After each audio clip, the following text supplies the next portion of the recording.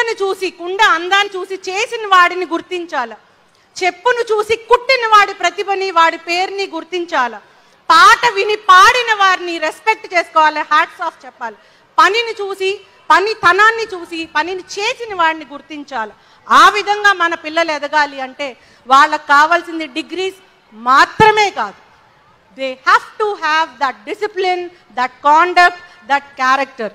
అది కావాలి అంటే ఏ రోజైతే తల్లిదండ్రులుగా మనం గురు బ్రహ్మ, గురు విష్ణు, గురుదేవో మహేశ్వర, గురు సాక్షాత్ పరబ్రహ్మ తస్మై శ్రీ గురవే నమః దీని భాష్యం వాళ్ళకి నేర్పించిన రోజే ఇది మాట నిజమవుతుంది. వాళ్ళు మంచి ఉన్నత శిఖరాలకి మనిషిగా అధిరోహిస్తారు. లేదంటే they may be IAS officers, they may be sports persons, or they may be lot of like a ఫీల్డ్లో అన్న ఉన్నత స్థానంలో ఉండొచ్చు. కానీ మనిషిగా వాళ్ళకి కావాల్సినటువంటి విలువలు కోల్పోతే తల్లిదండ్రులుగా మనం ఫెయిల్ అవుతాం.